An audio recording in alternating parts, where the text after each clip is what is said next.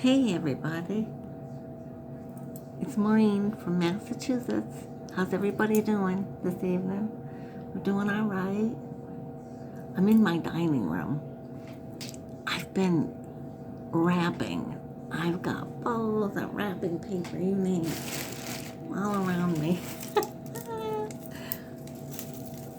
And I want to do a video where I showcase my tree and everything and all the, because I've been decorating. It's pretty, but I'm not ready. I got more wrapping, and give me a day or two when I get it all done. I'm going to do one, and I'll do it during the day. This is evening now, and I'm talking a little softly because my husband's, again, upstairs sleeping. But as I'm sitting here, wrapping and using the scissors and the good old Scotch tape, right? I got thinking, oh my goodness, as you know, I'm a writer. I like to write. And I really like to write poems, poetry. And I have quite a portfolio on this site called Fan Story that I use. And I had forgotten that I wrote several for the Christmas season, and one in particular about Scotch tape. It's rather cute, and I want to read that to you now, if I may. Clean my glasses off. I wonder if I can see anything. It's snowing, people. I think we've got about 8 inches out there. Our first real heavy snowfall, and the snowplow, I can hear them. They've been back and forth here like crazy, and I knew we were going to get some snow, but I wasn't sure how much. It'll be pretty though for the holidays. Yeah. Okay, it's called Scotch tape.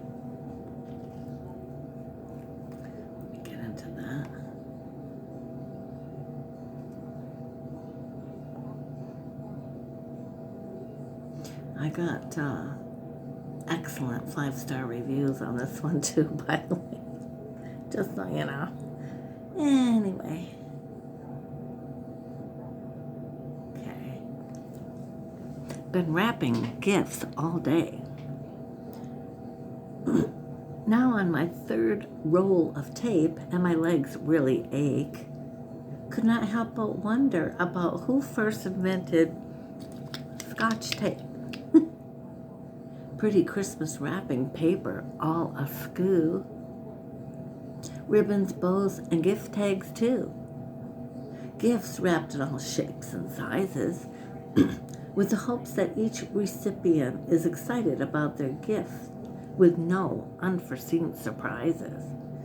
Went online to Google the history of Scotch tape, and to learn a bit of trivia to share Christmas Day with my guests as they arrive. Who knew?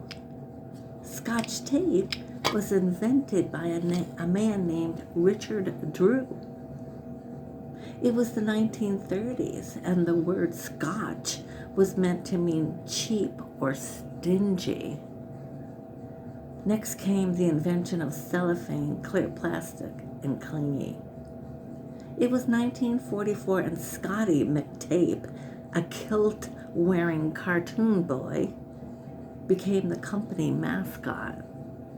Onto my wrapping, this red bow will have to suffice on this gift box because it's all I got. It's late, been wrapping all day, and I must say my trusty Scotch tape got the job done all the way. Now when guests arrive on Christmas Day, I can then share how smart I now am, because I learned about the man who made the product that saved the day, not just for me, but for all of you too. Richard Drew, if alive today, you would be surprised to learn your invention is used around the world. And as tape dispensers unfurl, Scotch tape now comes in red, green, and blue. Isn't that cute, folks? I love it. some tea in my throat. This dry air in the house. I gotta keep reminding myself to run my humidifier thing. Oh, it's hot. I just heated it up again. Okay, on to another one. Let's go back up to my portfolio.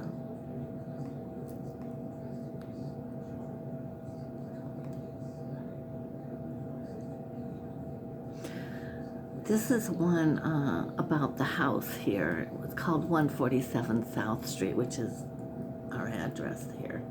And again, I got another 5-star excellent review. Every time I write one, I get really good reviews. And these reviewers don't give out reviews lightly. They're pretty hard to come by. So anyway, it was a contest, a humor, poetry, and you had to write about your home in so many words. And I think it had to rhyme, but you had to do it in so many words. And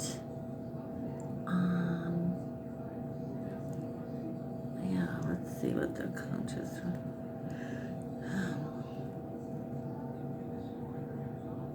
20-word poem, 20-word contest entry, general poetry. Okay. Oh, no, I'm sorry. I'm already looking at something else. Sorry, let's go back. That's not 20 words. I was going to say, I thought there was more words than that. Anyway, house poem, let's go here. Contest entry. Write a poem about your house, apartment, any style or length. Describe your house dwelling to us. No pictures, just words. Let us envision where you live through your words. Okay, so then let's go back. So that's what it was. Okay, this was last year too. Okay.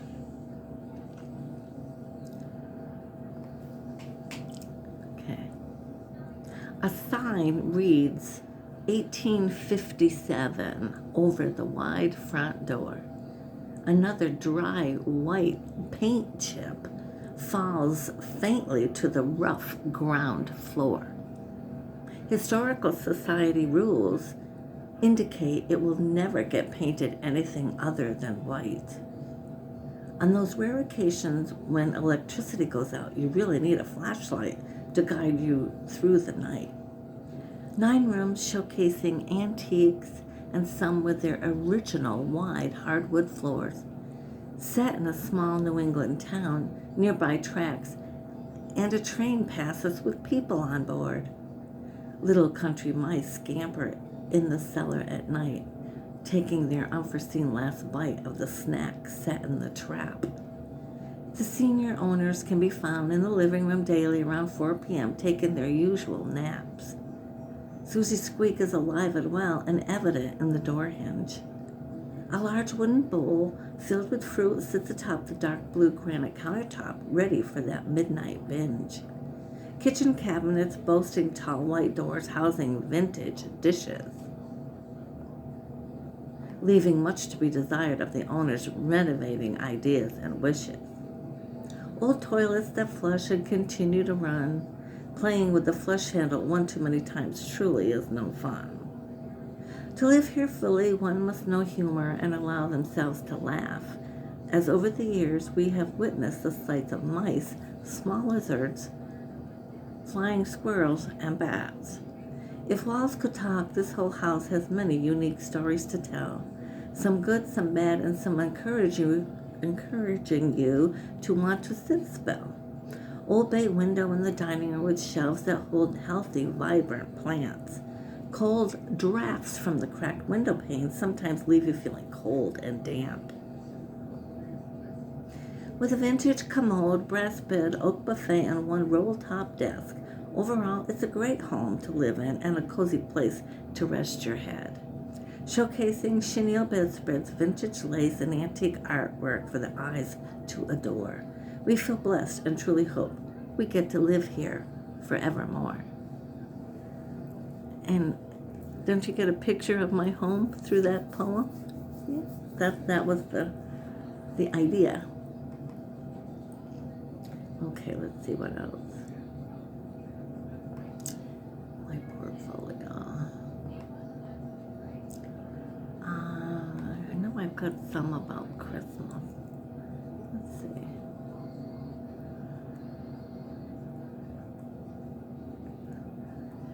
Colored Whisper, Crunch, Wednesday, Scotch Tape. Oh, here's one. A poem as to how I relate when baking special treats.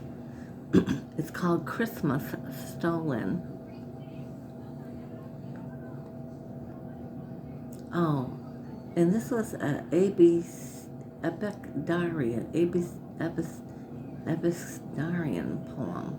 Let's see what that is. Write an Abecedarian poem using 26 letters of the alphabet chronologically. An Abecedarian poem is a special form of an acrostic poem in which the initial letters of the words beginning each line or stanza spell out the alphabet in order. Oh, okay. So it goes A, that line, B, that line, C. I had to start with those letters. Okay.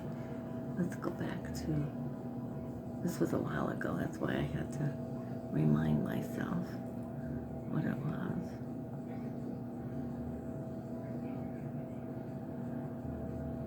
No, where is it?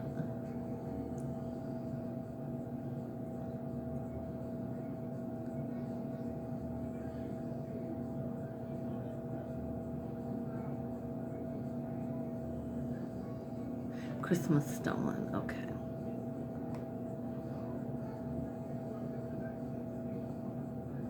I can make this bigger maybe, huh?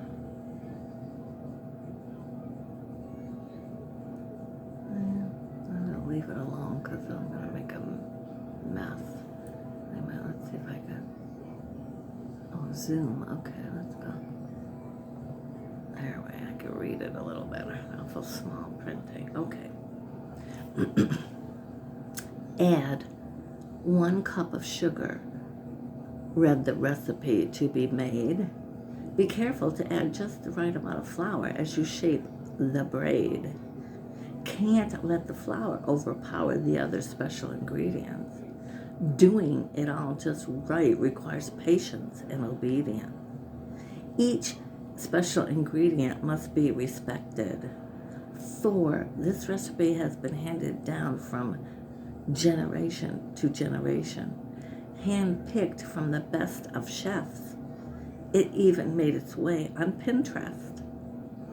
Juice and small pieces of dried fruit mixed within.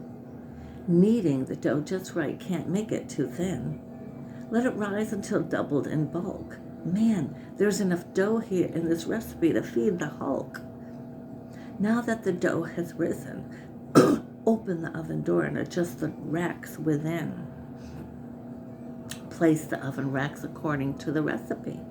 Quiet time. Baker, go rest your knees. Reset the oven timer for 50 minutes at 350 degrees. Set yourself in a comfy chair and enjoy a cup of tea. 30 minutes in, time to check on that special treat. Unveiling the most decadent gift of the season, vowing that you will not keep any for midnight eating, wanting so much to be selfish and dive right in. Xerox, the recipe to be shared with family and friends.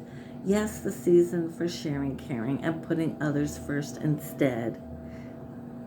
Zoom in with your camera and take a picture of the beautiful Christmas stolen bread. And you can see where it went. A, B, C, D, and you know, that got a little difficult down in W, X, Y, and Z. I did it, and I got 5 stars on that one too. Excellent review on that one too. That was a while ago. Okay. And you can enter contests. You can win money actually too on this site. It's a good little site if you like to write and And you learn from it because you get reviews and stuff. But anyway.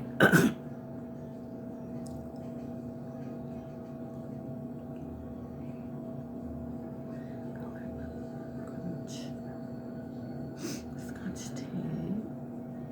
Here's one. I think I've read it before, but we can do it again.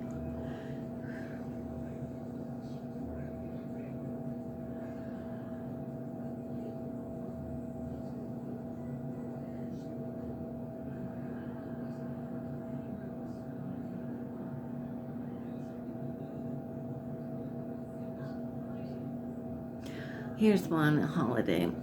A holiday mode is called a woman's holiday, and this was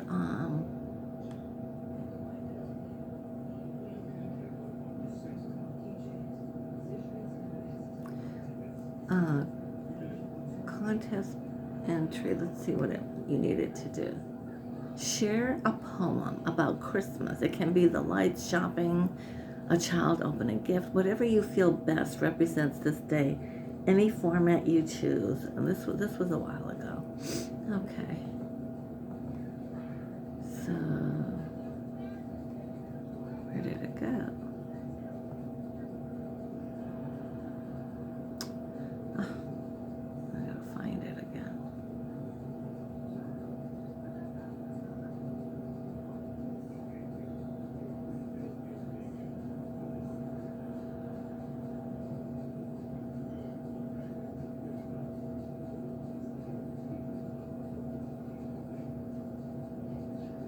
Where did it go? All right, go the other way. Sorry, folks. It was here, and then all right, what did I say it was? There's a lot here. Oh, holiday mode, a woman's holiday. Okay, let's go there. Okay. Having fun, people? You always have fun with Maureen, right? Okay. Holiday mode means that a list was made, countless hours of shopping, planning, cleaning, organizing, decorating, cooking, and baking. Right, folks? Don't know about you, but I need a glass of wine to settle my nerves and keep my body from shaking from the thoughts of taking on another season. We clean, we shop, we wrap, we bake, heck, we even decorate. We do all the tasks necessary to make the season merry and bright. When will the men in our lives truly see the light? Oh gosh, I must finish knitting this scarf tonight because tomorrow's to-do list will take me into midnight. My mind ponders whether I should shop at the mall or shop online, which would allow me more time to bake those cookies I saw in the woman's magazine that looked so decadent and divine. The mall would be fun with the stores all dressed up, festive and pretty, but shopping online gets it done in a jiffy. The tree is up and stockings now hang over the lovely garland mantle. Light flickering from the balsam fir candles. The house is adorned with angels, snowmen, Santa and his reindeer, all to remind us the big day is near. Ribbon candy, sugar cookies, fudge, and peanut brittle give us all reason to nibble. Hubby sits watching football on TV with Kitty all comfy and cozy in his lap. Soon both will be taking a nap. Advent calendar reads day 23. Still many gifts to wrap and put under the tree. Hubby has yet to offer to help me. The season brings with it its hats, scarves, gloves, mittens, and shovels. Gee, I hope somebody remembers to buy me that new novel. I wonder what would happen if us women today in the USA just stopped and did nothing during this hectic holiday season, right up to Christmas Eve night. Would all the men step up and make it festive, merry, and bright? In my observation, Christmas today in the USA has truly become a woman's holiday. I got a lot of feedback from some men on that one. It was kind of cute. Anyway, That's how I see the holidays when it comes to Christmas, right, folks? I mean, there are some men who really get into it, and that's great. It's great. All right, there are a few more, but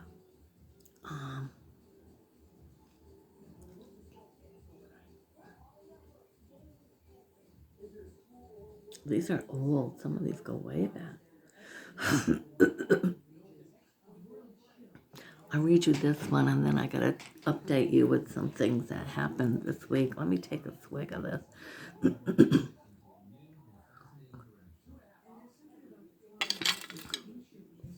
I will show you my pretty tree in just a moment too, though. Tree is really pretty. I don't know if you can see it. As you can see, I got stuff all around it. They're pretty, folks. And my buffet over here is lovely as well, even though you're looking at other stuff. But I will get, and in back of me too, I've got some nice decorations. But I will get a nice, during the day, a nice, look-see of everything. Yeah, okay. This is one, The Ugly Cabbage Patch Doll, and I may have read it in a couple other clips, but I'll read it again because it's related to Christmas, and it's really humorous. And this is one contrast entry. We had to write a poem. Let me go back to that. Share a poem about Christmas. Okay, so that was probably a different year because it's kind of the same. Yeah, that was 2017. Okay. So it's the same kind of a poem. Can be any length, any style, any length. Here it goes. Ugh. It takes me back to a different page. I don't know why it does that. All right, let's get. Okay.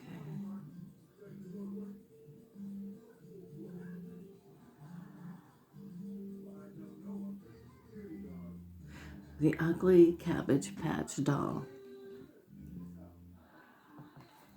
And again, got good 5-star reviews on that one too. Just so you know. Not being vain, am I? No. Okay. Ready, folks? It was 1980 something, and the Cabbage Patch Doll was all the rage. I did not want my little 4-year-old not having what others had at that age. But money was an issue, never any extra for fancy gifts wrapped in fancy paper. Heck, we had to settle for wrapping gifts in that cheap tissue. My little girl had to settle for the kit version of the cabbage doll that Mama made her. Took a day off from my day job to create this little masterpiece. I worked diligently into the night to make it special and not look too cheap. Long needle with thread, nylon fabric, and many small balls of stuffing, hoping at each stitch that my loving and strong efforts weren't for nothing. Pulling the long needle with the thread through my fingers, working very hard to shape the head, just the right length of thread to create the mouth and nose. Nylon fabric looked like Grandma's pantyhose. Instructions said to use thick yarn to create braids on top of the head. I decided to sew one of those triangle bandanas instead, pulling the threads tightly to shape the pudgy fingers and toes. Wish I had done a better job creating her nose. Her bandana matched nicely with her little yellow cotton dress. Project was done in time for me to go to bed. The next day after work, I would look for a gift box from the shed. Wrap the gift with patience and love, knowing full well it did not resemble the dolls in the catalog book. Tuck the gift box under the tree in a corner nook. Christmas morning, coffee made, little ones eager to open their gifts and look at their few special gifts under the tree. even the ones made by me. My daughter eagerly opened her special gift, only to throw the doll and drop to her knees, crying and telling me it was the scariest doll ever to be. This Cabbage Patch doll never made it to sit pretty under the tree or to sit atop her small bed, where she laid her pretty head. Never did this Cabbage Patch doll get played with or adored, but rather in the attic it got stored. Guess I had to bite the bullet and admit, screw the darn cheap doll kit. I should have dug deeper into the cookie jar once more and bought her a nice doll from a good department store. If anything, we continue to laugh and roar as we share the story of the ugly Cabbage Patch doll once more. That's a true story, folks. I really did do that.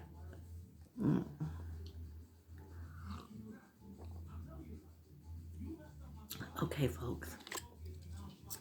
I'm going to tell you a story. Take these off. Don't need them. Driving me crazy anyway. Okay. So, last week, strong winds. Thank God it's not today with the snow. It would have been awful. But anyway, we had wires down in front of the house, right in front of the house. And there's only about 10, 13 feet or so. And then there's a sidewalk. And then there's the road. Okay. So that happened Saturday night, a week ago. So Sunday morning, we realized that the TV's out and no internet. So we look outside the window and realize, oh, that's why there's wires down. And so I get our bill out from Xfinity, Comcast, and I call the number on the bill for assistance. And you go the route of getting into the automated menu. If you have this problem, push 1. If you have this problem, push 2. Once you get to 2 and you have this problem, press 3. One of those deals. Okay. So I did that, and it took me a while to get an actual person to speak to after all the prompts, but it finally happened. So I'm on the phone now for a while, but I finally get a person, not the best English speaking, but okay, I'll deal with that. So after so many, telling her our issue and that we need a man out here, the sooner the better. We consider it a rather serious issue with wires down, and I've got cars going by, people walk by. It's a very busy route for people to walk. And then right next door are 3 little kids that come out and play all the time, and they're always getting into things. So, so anyway, we wanted it taken care of ASAP. Plus, we're senior citizens, and with no TV and no internet, yes, we were climbing the walls, folks. We ended up 2 days without service, too.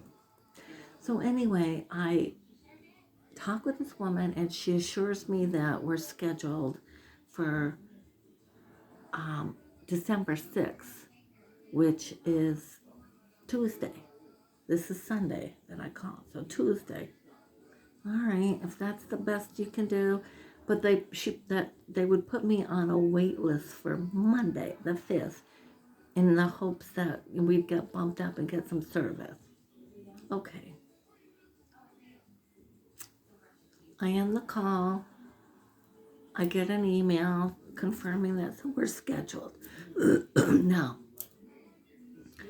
my husband, given his age, he's 88, and he does get very anxious about things, and that comes with age. I remember my father in his 80s getting very anxious about things too. So it's part of aging. I know it is, and I do my best to keep him calm down and try to explain things as best I can so he knows. But a lot of questions. Can't we just call? Can't somebody come on Monday? Why do we have to be on?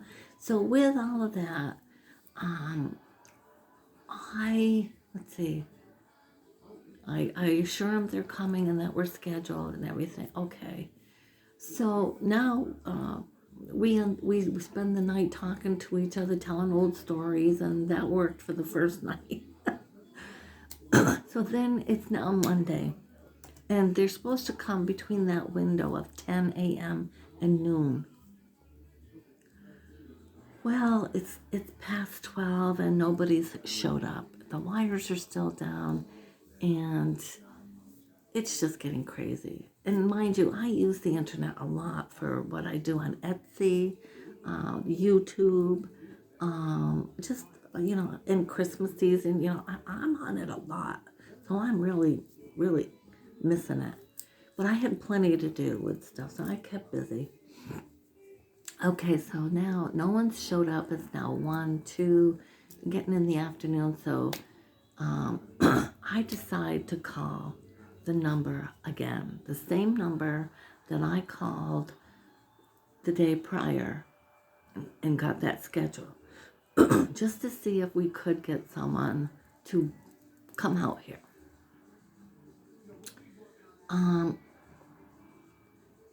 So this time when I called, though, the automated menu didn't take as long. Somebody answered rather quickly. And again, not the best English, but better than the one I spoke with the day prior, and very aggressive and very assertive. And I could picture this woman.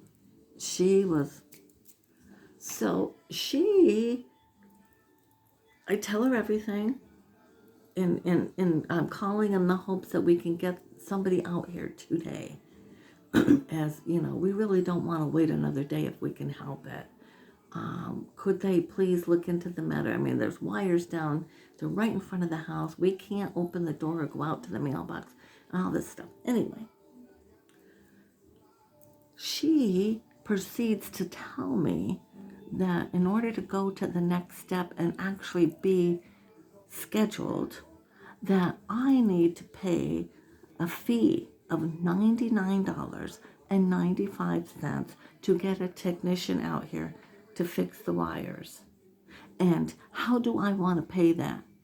And I said, really? I don't remember ever having to pay for a technician to come out here. But it's been a long while, and I know the world's changed, and I know the process of things have definitely changed. A senior citizen, what do I know? Maybe she's right. Maybe that's how it goes. I didn't want to, and I said, well, can't you just put it on our bill? Just add it to our bill. We pay our bill on time. I'll just break it up and add it to our bill. Oh, can't do that.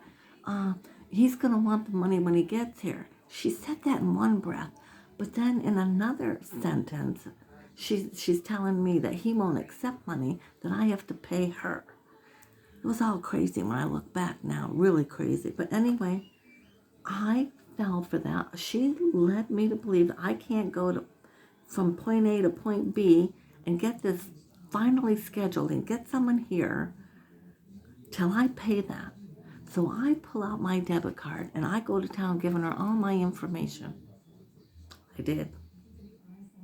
So then right after that, she's saying, and here's a $12.95 package of security on blah, blah, blah. And, well, let's just add this to the card, okay, ma'am? I said, no. Now I'm screaming at her. What is this? This is crazy. I said, listen to me. I don't want any more things. I just want a man to come out here, 1 or 2 men, whatever it takes, and fix those wires that are down and get rid of them. It's a safety issue. And we'd like our internet and TV back on. Thank you very much. So finally she gets it. She stops all her shenanigans. And I'm still scheduled for 12/6. Okay. I end the conversation. Now I'm out that money on my debit card. It's Christmas. Okay, so a little while shortly after that, about 20 minutes, I decide to call back again. My husband's anxious, and I'm thinking, why aren't they seeing that as an urgent matter? When people are walking by and they're right down, the wires are, are they live? Are they, So I call back. I want to get someone here Monday, not Tuesday. So I call back again to see, now that I've paid the technician and my process is all set, right? I should be able to now get a technician out here ASAP. So I call again, about 20 minutes after that last call. I get another poorly speaking English person, but very nice lady. And I tell her, we just paid the $99.95. She stops me. She goes, ma'am, what did you just say? And I said, I just paid the technician the fee of $99 that I'm supposed to pay, right? And she goes, ma'am, we don't charge for that. There's no fee for a technician to come out and fix your wires. That's on us. We do that. That's our service. We have to do that. I said, what? Wait, what? So now I'm on my landline phone with her, and I get on my cell phone. She goes, you need to call your bank right away. You've been frauded, ma'am. And I couldn't believe it. I was so livid, still livid. So luckily I called, and sure enough, the bank, it had gone through, but the bank lady assured me that because most things take 3 days to actually process, business days, that most likely those scammers won't really ever see my money. But because it was over the limit that they could give back to me right away, it must be like $75 maybe. This was 102.98 is what it came to. So I had to go the route of calling the claim number, talking with that lady, another not so wonderful speaking English. I had to have her repeat everything a bazillion times, and I repeated it back to make sure I understood what we're doing. Honest to God, folks, what is happening in our world? So anyway, I had to get a new debit card. I had to wipe that one off the charts, get a new one. We went to our bank that day, got a new one. It was all set. And hopefully I will see my money in a few more days. I had about 10 days, they said, in my account. Wow. Wow, folks. I can't believe this world. Sometimes I want to hang on to the idea that there's good people, and I know there is. And there's hope and peace and faith and joy and love and all that good stuff, and 'tis the season. But boy, I tell you, Dr. Phil just did a show too, just this past week. The very next day, as a matter of fact, when this all happened with us. And this is globally $1 billion business, the scammers. It's huge, and it's everywhere. And they prey on us senior citizens, because just exactly how I was thinking. The world has changed. I know that everything costs more, and process changes of how things are done. So I fell for what that lady was telling me. My God. I tell you, never again. I have been scammed at least 5 times now in my lifetime, and more so the last 3 years. Big bucks. I am not giving my information out to anybody anymore.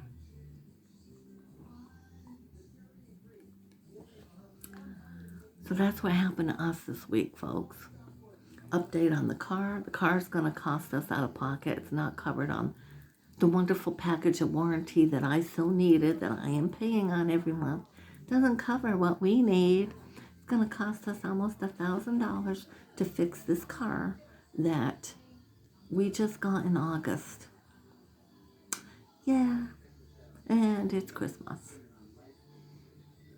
Merry Christmas, right? Like my daughter and my little granddaughter always say, Mer Christ. It's a running joke. They will understand it if they're watching. So anyway, it's been fun. Thank you, folk. Thank you for listening. Thank you for letting me rant. Thank you for letting me share my poems. I loved it. And there'll be more. And I will take a nice little home tour of my house at Christmas. Maybe I'll get invited to one of those Living It Country channels, right? Home tours, Christmas home tours 2023, maybe. You never know.